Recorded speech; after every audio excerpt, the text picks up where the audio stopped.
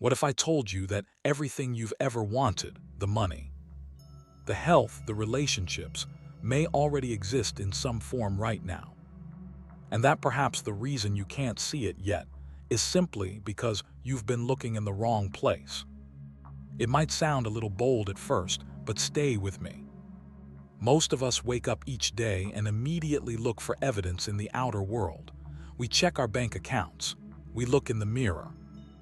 We scroll through social media, watching other people live lives that seem just out of reach. And without even realizing it, we make a quiet but powerful assumption that what we see right now is the full story of what's possible.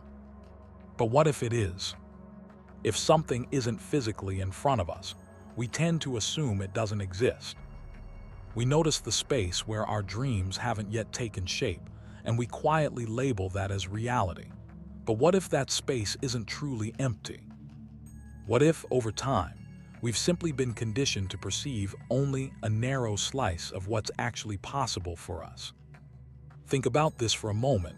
Has this ever happened to you? You deeply want something. Maybe it's financial freedom. Maybe it's vibrant health. Maybe it's a loving, meaningful relationship. And everywhere you turn, the advice sounds familiar. Focus on what you want, not what you lack. Visualize success. Stay positive. Manifest your desires. And you try, you genuinely try. But then you open your eyes and your circumstances look the same. The bills are still there. Your body may still feel unwell. The house still feels quiet at dinner. It's natural then to wonder, how do I focus on abundance when money feels tight? How do I imagine perfect health when I'm uncomfortable in my own body? How do I believe in love when I'm sitting alone night after night? These are honest questions, and they deserve thoughtful answers. But before we begin exploring this together, take a moment to gently support the channel by tapping the like button, and let me know where in the world you're watching from today. It's always interesting to see where everyone is tuning in from around the world. If you haven't already, feel free to subscribe and turn on notifications so you don't miss future videos. Now here, where things become especially thought-provoking. Even Carl Jung, the pioneering psychologist and explorer of the unconscious mind, recognized something profound about perception. We don't experience reality purely as it is. We experience it through the lens of who we are. Our inner world quietly shapes what we notice, what we interpret, and what we believe is possible. There were times in Jung's own life when he faced significant external pressures and uncertainty. Like anyone confronted with difficulty, he had to wrestle with a deeper question. How do you maintain an inner sense of possibility when outer circumstances feel limiting? The insight begins with understanding a subtle but powerful distinction, the difference between something being absent and something being unseen. What feels missing in your life may not be impossible or unavailable. It may simply lie outside your current field of perception. And that shift in understanding changes everything. Stay with me until the end, because what we're exploring here could gently reshape how you approach your goals, dreams, and desires. When you look at your life and notice what seems to be missing, it may feel like you're witnessing absence. But perhaps what you're really seeing is the edge of your current perception. And that distinction matters more than we realize. The things you want aren't deliberately avoiding you. They're not reserved for someone more fortunate or more deserving. It may simply be that they exist in a form you haven't yet learned to recognize. Our senses are trained to register what is already solid and visible, not always what is still forming. When you begin shifting your focus from what is immediately visible to what is possible, from what is fixed to what is unfolding, something subtle changes. You start relating to reality not just as it appears, but as it can become. Mystic thinker Neville Goddard described this visible layer of experience as three-dimensional reality, the world perceived through the five senses. It's the number you see when you check your bank account. It's the reading on the scale. It's the quiet space beside you in the morning. It feels concrete, measurable, undeniable. And yet, even this tangible layer of experience is interpreted through perception, through belief, memory, expectation, and meaning. Understanding that doesn't make life esoteric or complicated. In fact, it simplifies things. Because many of the biggest transformations you've ever witnessed, in yourself or in others, began not with a visible change, but with a shift in how reality was perceived long before it physically reflected it. For many people, what they can see, touch, and measure is what they call reality. And so they spend much of their lives reacting to it, trying to fix it, force it, or fight against it. But there's another way to look at this. Beyond the physical layer of experience, the material, measurable world, there is also a realm of possibility. Neville Goddard referred to this as the fourth-dimensional reality, not as fantasy or escapism, but as a deeper level of imagination and potential that exists alongside what we see. This isn't about denying the physical world. It's about recognizing that what appears solid often begins in a subtler form, as thought, belief, expectation, or inner image. Consider something simple.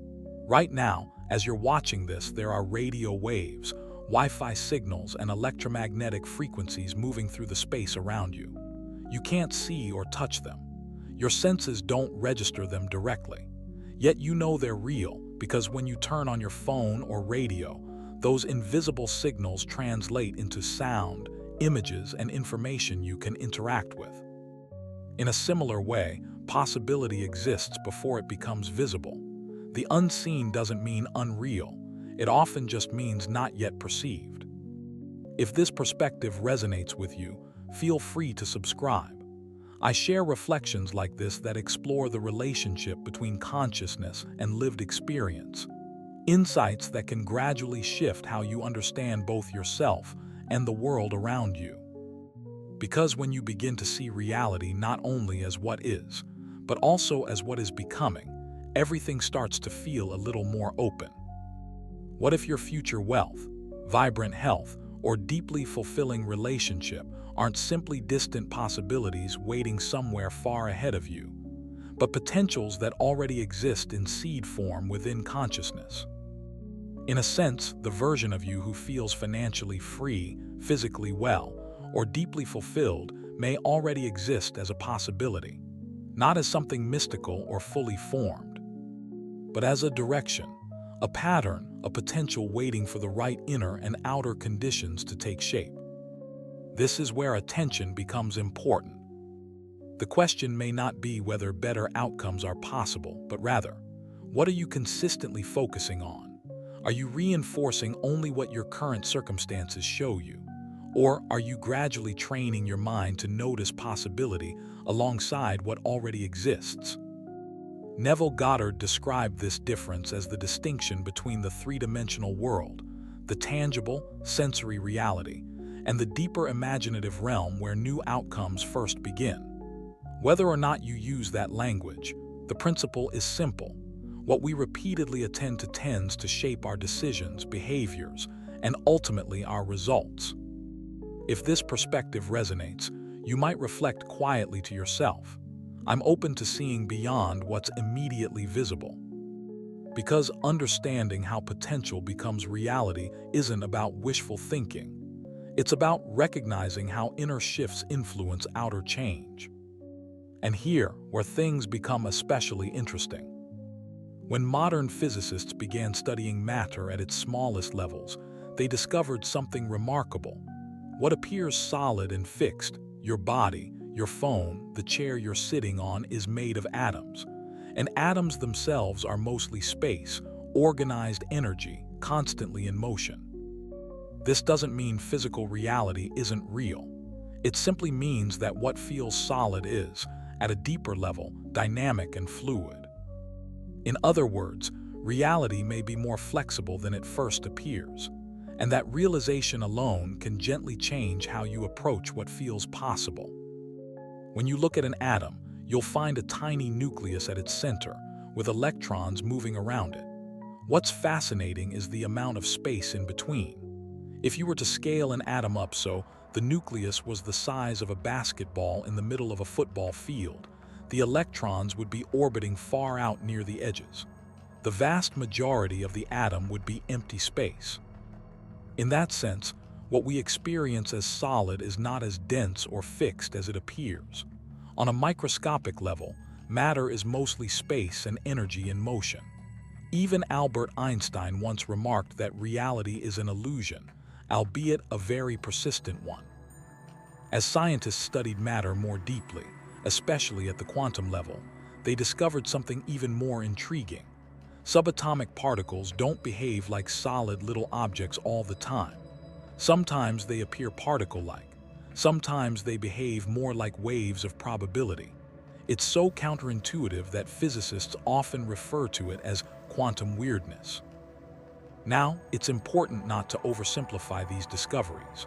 Quantum physics doesn't mean we can magically bend reality at will, but it does suggest that the physical world is far more dynamic and less rigid than our senses alone would suggest. And this is where the idea becomes practical. If reality at its core is dynamic and probabilistic, then the world you experience isn't necessarily a fixed, immovable structure. It's shaped by countless variables, including perception, interpretation, attention, and action. In Neville Goddard's framework, the three-dimensional reality is the world of time, past, present, future, where things appear sequential and linear. We imagine what we want as something ahead of us, something to chase or earn. The fourth dimension, as he described it, represents the realm of imagination and possibility, where potential exists before it becomes visible in time. Not as a mystical shortcut, but as the inner blueprint from which outer change can eventually emerge. So perhaps what you desire, financial security, health, fulfillment, isn't simply out there in the future. It may begin as a present possibility, shaped gradually by what you repeatedly think about, believe in, and move toward. The shift isn't about denying your current circumstances. It's about recognizing that they may not be as final or as solid as they seem, and that possibility often exists quietly before it becomes tangible. And that realization can gently change how you relate to both your present and your future. What if your healed body isn't something you must build from nothing, but a potential already encoded within you, a natural blueprint your body knows how to move toward? What if your ideal relationship isn't something you have to chase, but a pattern of connection that becomes possible as you align with it? The real shift begins when you stop relating to your desires as impossibly distant goals and start seeing them as genuine possibilities that haven't yet taken visible form. It's not about pretending they're already here. It's about recognizing that what you long for may exist first as potential, as direction, before it becomes physical experience. This subtle change in perspective often marks a turning point. It's the movement from passive hopping to intentional creating. If this resonates, you might reflect quietly to yourself.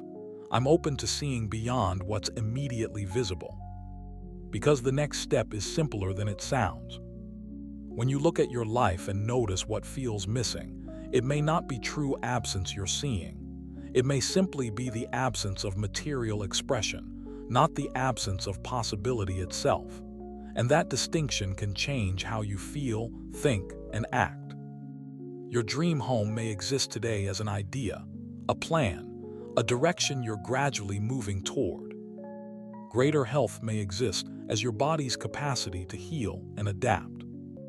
A loving relationship may exist as your growing ability to connect, communicate, and choose differently. When you begin to understand this, something shifts internally. You're no longer pleading for something that feels impossibly far away. You're participating in the unfolding of something that feels attainable. And this shift creates a different emotional state. There's a noticeable difference between desperation and anticipation. Desperation says, I don't have this, and that means something is wrong. Anticipation says, this is possible and I'm moving toward it. One feels tense and contracted, the other feels open and steady. Your nervous system responds differently. Your decisions change. Your posture changes. Even your tone of voice can shift. And those small shifts influence how you show up in the world, which, in turn, affects what becomes possible. Let me share a practical example of how this can look in everyday life. This is where philosophy becomes personal. There were periods in Carl Jung's life when he struggled with significant health challenges and exhaustion. Like many people facing chronic symptoms, he explored treatments, consulted experts, and searched for solutions. And yet, progress didn't always come quickly or easily. At a certain point, he began to notice something subtle but important, even in trying to fix the problem. Much of his attention was anchored to the identity of being unwell. Every appointment, every symptom analysis, every worry, though understandable, kept reinforcing the experience of illness at the center of his awareness. So he experimented with a shift. Rather than constantly orienting himself around what was wrong, he began affirming a different inner stance. Not in a way that denied his symptoms or ignored practical care, but in a way that rebalanced his focus. Instead of saying, "I hope to be healthy someday," he practiced identifying with health as something already present within him, as a capacity, a direction, a living potential. The statement became less about pretending and more about alignment. It wasn't "nothing is wrong." It was "there is also health here." That subtle difference matters. He wasn't rejecting medical support or dismissing physical reality. He was choosing not to let illness define the entirety of his identity. He began strengthening the part of himself that was resilient, adaptive, and capable of healing. And sometimes, that internal shift from fighting against a condition to identifying with wholeness can change the way the body and mind respond over time. Not as magic, not as instant transformation, but as a quiet reorientation of attention. And attention, as we've been exploring, is powerful. Jung recognized that, in the fourth-dimensional field of infinite potential, a version of himself in full health already existed. His approach became simple yet profound. I know I am healthy. I may not yet see how it will show up, and I may not know when it will appear in my physical experience, but I trust that health already exists within me.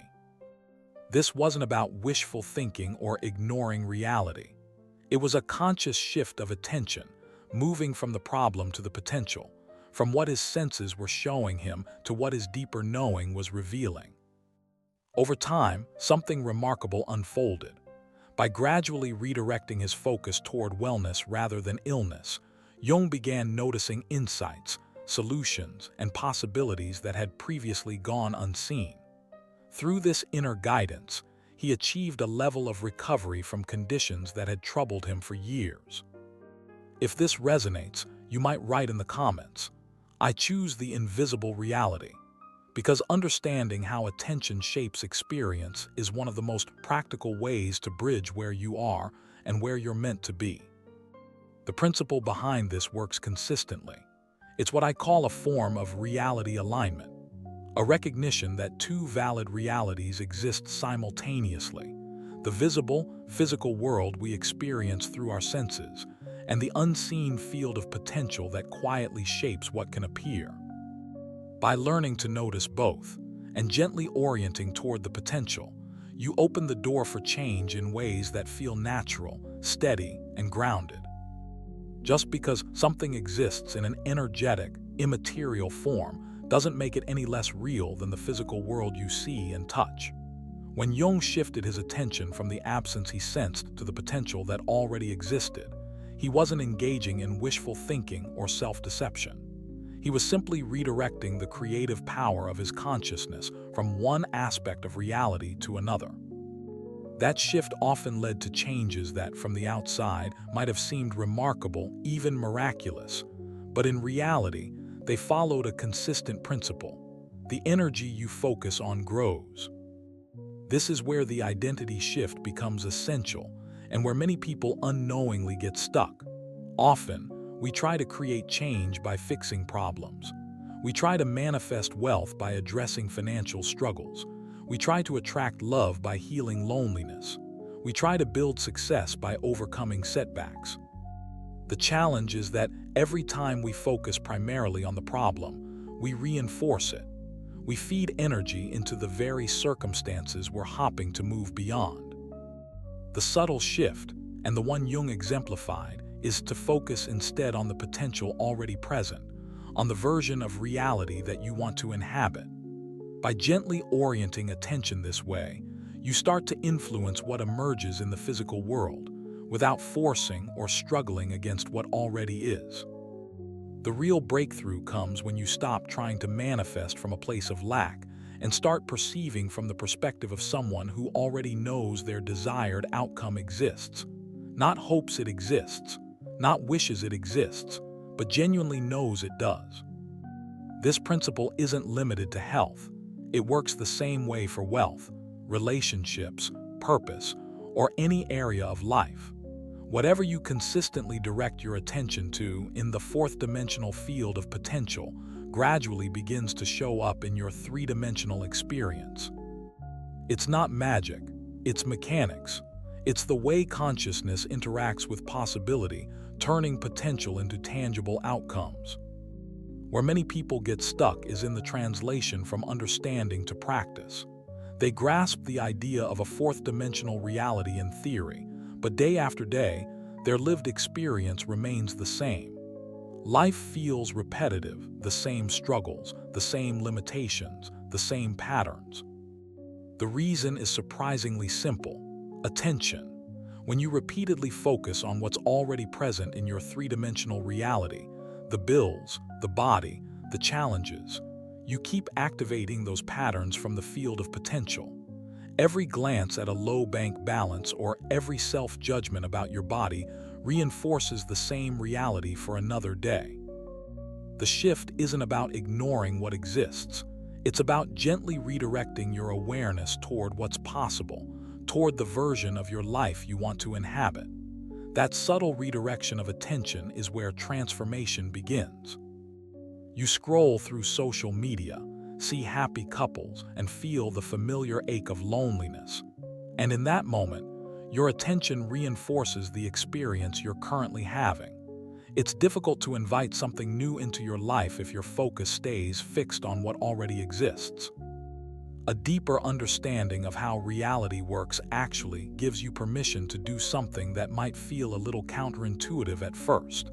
To gently shift your attention away from the three-dimensional, what is, and toward the four-dimensional, what could be. If this resonates, you might write in the comments, "I'm breaking the cycle." What comes next is a practical daily approach that makes this shift feel natural. When you begin incorporating it, manifestation isn't something you have to force. It becomes something that gradually unfolds through you. And if you've made it this far, it's worth noticing that you're not here by accident. The fact that you've stayed with this exploration of consciousness, reality, and the subtle forces shaping your life says something meaningful about you. You're curious, open, and ready to engage with possibilities in a new way. You're ready for a deeper kind of understanding. You're not just looking for quick fixes or surface-level answers. You're willing to pause, question what you've been taught, and consider that there might be a whole dimension of reality you haven't fully noticed yet. If this conversation has resonated with you or sparked a shift in how you're seeing things, I'd love for you to hit that subscribe button. I share content like this every week, not the usual recycled self-help advice, but real explorations of consciousness, energy, and how reality truly works.